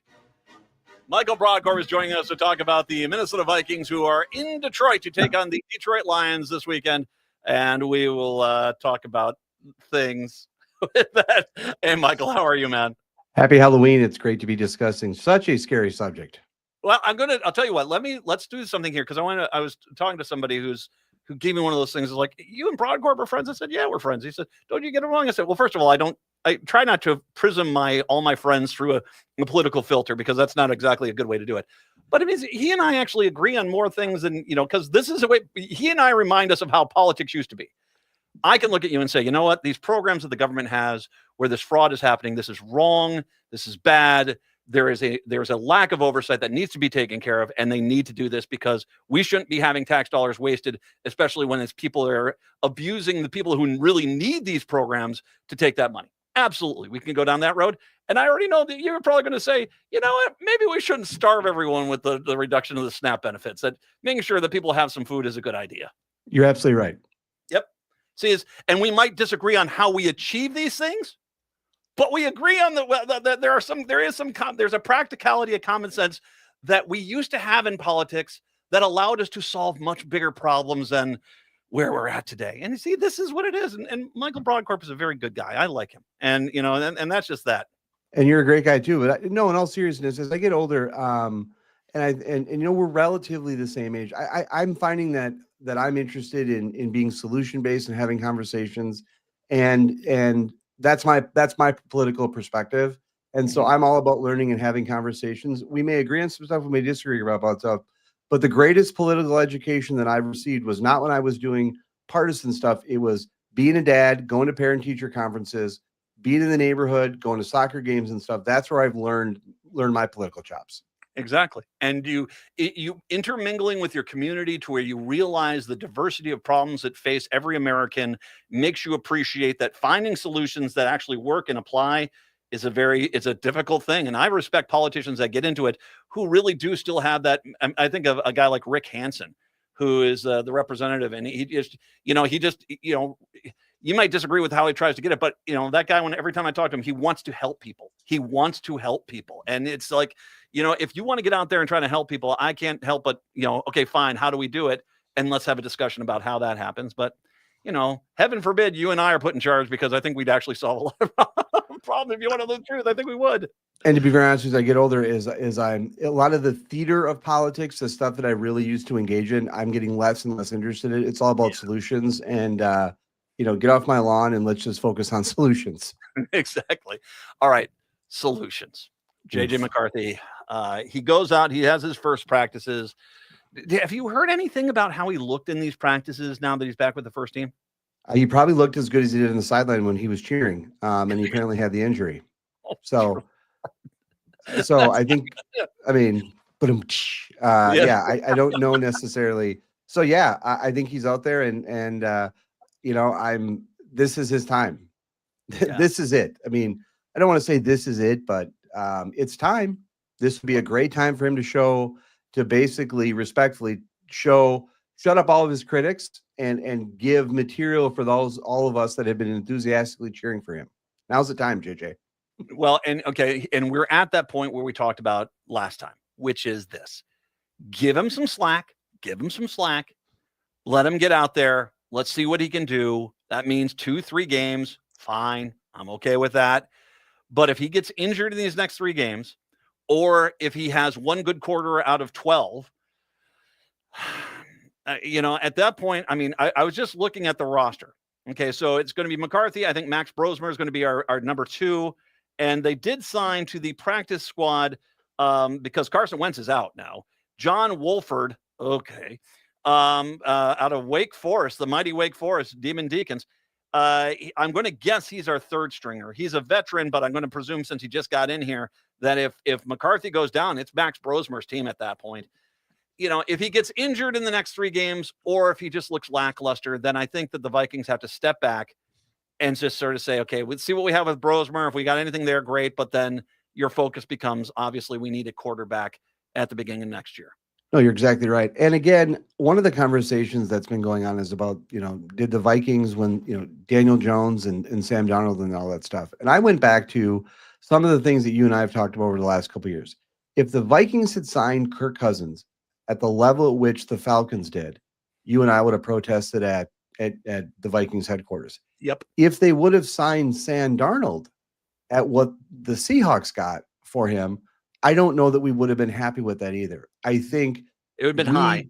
It would have been high. And so I think there was a little bit of musical chairs going on last year with the Vikings, and we got left with what we had. But I don't know if it was realistic that we would have gotten Sam Darnold with the market, with the year that he had, with the market that was going on.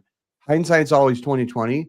But we have been told for the last couple seasons that we have a phenomenal generational based quarterback that can send us to the promised land. And he's got all reasons to start doing it. And this is the week he should.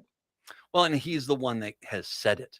Yes. He is, let's face it. There's a lot of people that said, well, how did the Vikings lose their quarterbacks? Well, because he and his agent basically kind of forced the team to say, okay, he's our guy and he's going to be our starter.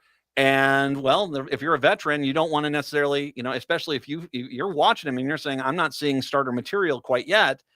I think that's, do you want to really be on the bench by a team that's getting clobbered out there? And I think that's a little bit of the problem here, is that he himself has sold himself to this team, this franchise, its general managers, its owners. And it's now time. Okay, you're the one that wanted the keys to the car. We're letting you drive, and you've got to deliver. There's no question about it. And who the one person that I think is on a little bit of, not a hot seat, but a seat that's getting warmed up, is the general manager. Yes, I think he's, and again, not hot seat, but maybe, mildly warm, starting to get heated up type seat. And, I've seen a lot of analysis on social media, which is always a verified, accurate resource, about some of his picks over the years. And I do think, in kind of peeling back some of the onion, I think there's Queasy, there's a little bit of that some of this is on him, and he's going to have to show that his GM skills were worth it and are going to pay off for this team. You don't have to have a top level quarterback. You don't have to be a Lamar Jackson necessarily to have a winning team, but you have to have a guy that, and look at Sam Darnold and Kirk Cousins, 2 guys you brought up there. what did they weren't the greatest quarterbacks, but God, could they float a pass in where they knew where, okay, I got Jefferson out there. I know their trajectory I got to throw this sucker into, where if he's on his route and he's running where he's supposed to be, if he jumps, the only one that's going to have a chance at it is him. And that is, and so that's not the magic skill. That's not the pulling something out of your caboose as you're getting sacked. But at the same time, you just have to have the ability to float a pass in where it needs to go. The one thing we should say, and I don't want to oversell it, the one quarter that he had with the Bears, he was doing it. He was floating in passes. He knew exactly where his throws were going. Why that became such an anomaly with those first two games, I don't know, but he knew what he was doing for at least one quarter, and hopefully they can kind of get back to say, okay, what happened here? Correct. And the other thing I'd like to just state is that there's not a lot of history in the NFL of rookie quarterbacks taking teams all the way to the Super Bowl, all the way to the promised land. It's usually a few years in. And so I think what the Twin Cities and I think the Vikings fan base has endured for the last couple of years is a lot of hype about JJ McCarthy. And I'm as optimistic as any Vikings fan can be. I don't need them. I would love them to go to the Super Bowl, but I would like to start to see the building blocks of a franchise that can start to compete in the playoffs, win the division, get into the playoffs, and start to make the playoffs a little bit more interesting. We just haven't seen that yet with JJ. No. One last thing about JJ. Do you think that there's anything to the idea that, okay, he's back in Michigan, in Detroit, of course, he was at the University of Michigan. Do you think that, obviously he's going to have some support in the stands, I presume, for this game? Do you think that that's going to weigh on it? Do you think that there's because of desire, because of, okay, I've got to prove it now. We're at the point of the fish or cut bait, so it's time to go fishing. Do you think that will weigh in on him? He's undefeated in the state of Michigan, based on all accounts, and so this would be a great weekend to continue that stat. I just want to say he has all of the reasons to deliver, and this would make it quite poetic, and it would continue his unbeaten streak. That being said, I just wanted to say one thing. I want to applaud. I assume Carson Wentz is listening, or his agent is listening right now to this analysis. I got to just say, what a tough guy, and I just want to just say, bravo to Carson Wentz. You really went out there and put your body, your health on the line for this team. A lot of people can make decisions about that, but he certainly put his body and for this Vikings franchise, and we all owe him a debt of gratitude for that. The damage that had been done to him, and he was still out there trying to get out there. He understands the game. He understands where he's at. He's trying to make the best of his last situation. And, people that wanted to get after Wentz, he's not the guy here that you need to look at. He was thrust into that position and he tried the best he could. Let's bring up the other problem, the defense. Yep. We on paper have a defense that should be top 5. I just dropped the Vikings defense on my fantasy football team because they were getting me destroyed. They were getting me destroyed. Yes. So I did the same. I got the Raiders now. So yes. I'll tell you who I got in a second. It just escapes me right now. But what is going on with the defense? It's not incredibly unhealthy. It just is. I got the Lions defense. Well, it's got a better chance at points than with the Vikings. I was in the negative zone with the Vikes in the preseason on the pre-week. What is with our defense? The Van Ginkel, I think, is back. Or not? I believe he's back. And so I guess the question I have is, Andrew Van Ginkel and the rest of them seem to be healthy. It just is, they seem to have no guidance, no cohesion on the field, and they seem to be lost half the time. And I will just say, as watching this team seems a bit rudderless this year. There just seems to be something off. There seems to be a lack of focus, a lack of direction. And you're seeing that on the sidelines with players being frustrated. But on the defense, yes, all the ingredients should be here. But they're running into some issues, and the defense has got to step up. And ultimately, it's what's delivered on a number of occasions in the last season. We've had some quarterback struggles, and the defense has been very good at getting turnovers, picking up points, winning that turnover kind of game, that game between, the teams and stuff, and dominating that way. And it's just kind of lost. And so I hope that this kind of almost week they've had off has given them some refocus. And they come out at Ford's Field just ready to take on the Lions. The division is shaping up interesting here. Green Bay is currently in first with 5-1-1. Detroit at 5-2. I didn't hear that first part. That must have been a bad radio connection. I didn't hear who was in first, but that's okay. We don't need to correct the record. The Dark Lord himself. Yes. Chicago is in third at 4-3, and we are at 3-4. Give you an idea, if we were in the NFC West, NFC East, we'd be the second place team right now. It tells you, our division is just tough. And this is one of those things where if you are going to play yourself back into this game, you got to go into Detroit. But, Detroit, it doesn't look as good as the team last year. It doesn't, but they're not bad. They are definitely going to be a playoff team. Unless massive injuries take over that team, they're going to be a playoff team. So this is, we're kind of now into these games where, you kind of say, okay, we don't have to win at Detroit when we look at the beginning of the season. But now if we want to play into the playoffs, you kind of got to start winning at these games that we're not supposed to win at. Namely, it's going to be at Green Bay and at Detroit. You're going to have to win at least one of those games. Correct. I think we've lost any allowance in our schedule. Yep. We have lost games that we should have won. And, we don't have any margin for error. The Vikings have to win. I still go with my magic number. They got to win 6 more games. I really struggle to see how they do that unless something changes. I'm going to give them, JJ an opportunity to shine in Michigan and shine in Detroit, and we'll see.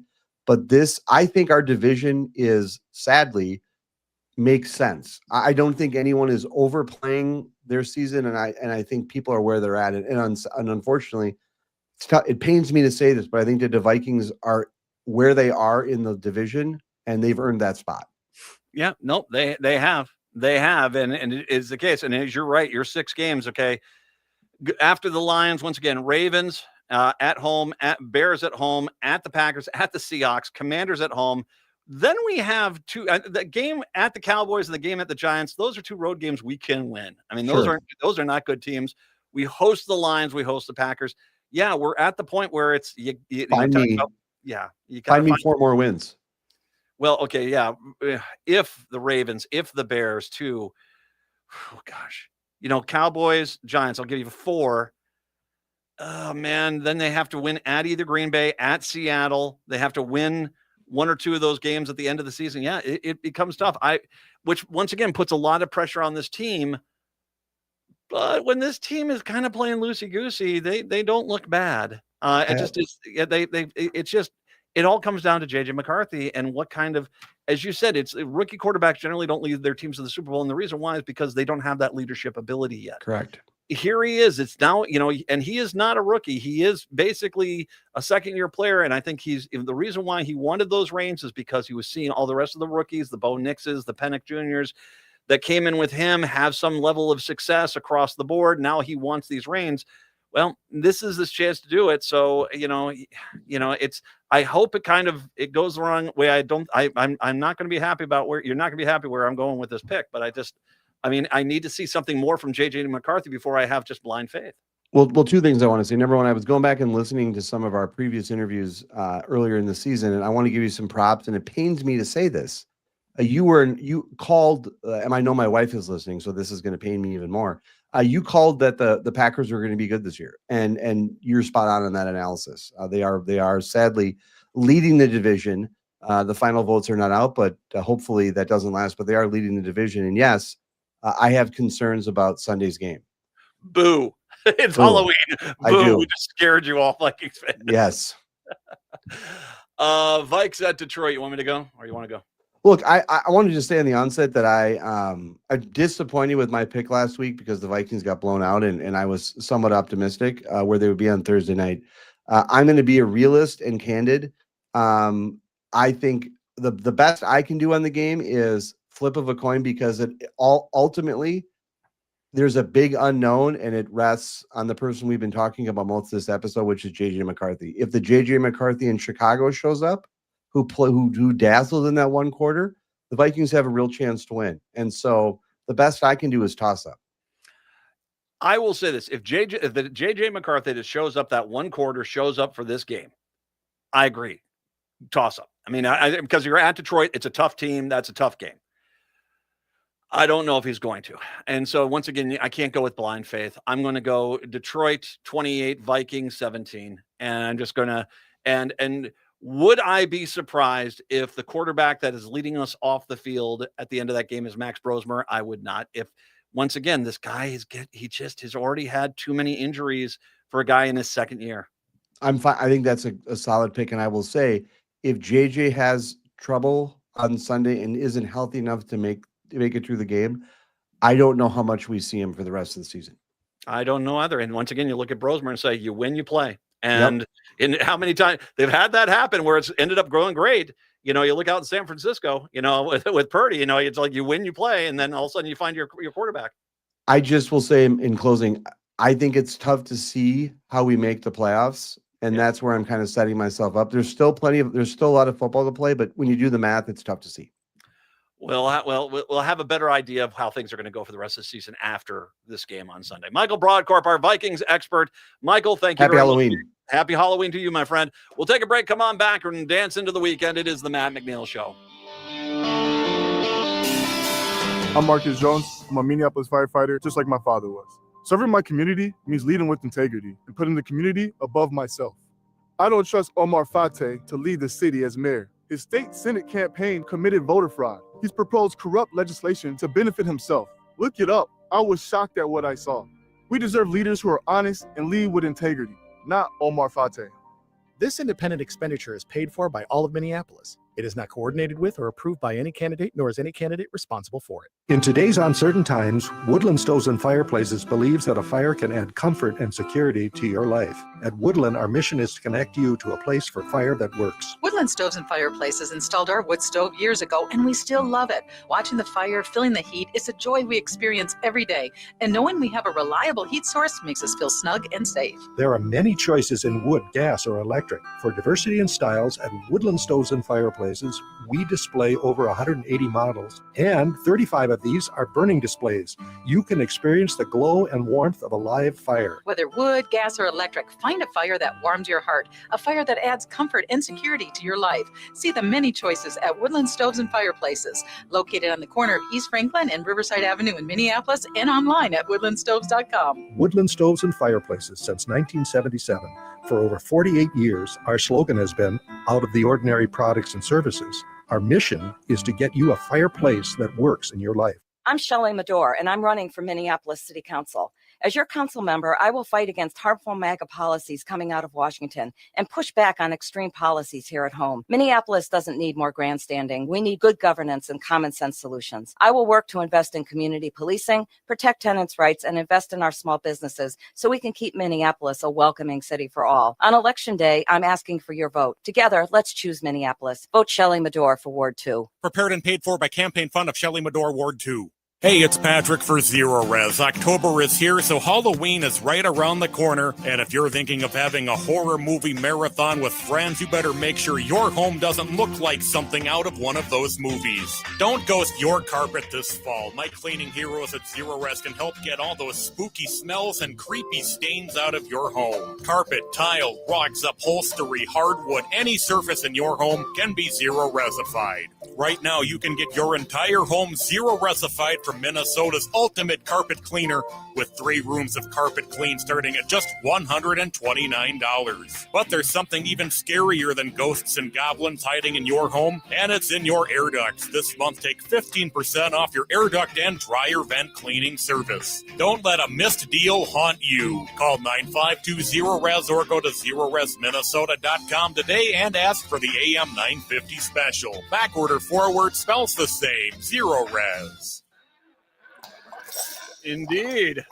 As we head on into your Halloween night, first of all, I want to remind you, stay with us here on AM 950, because not only got Neighbors Radio coming up here, 7 o'clock tonight, we are going out live to the radio show Paranormal Investigation with Ghost Box Radio, 7 to 11 tonight for your Halloween scare-tastic pleasure.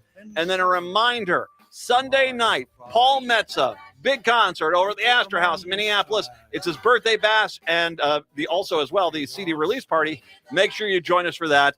We'll head on out on your Friday night with the Monster Mash. Have a fantastic time until Monday. See ya. Happy Halloween. To the master bedroom where the vampires feast.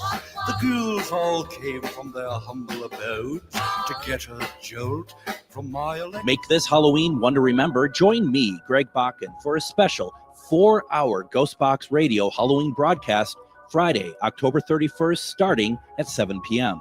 We're going live from the haunted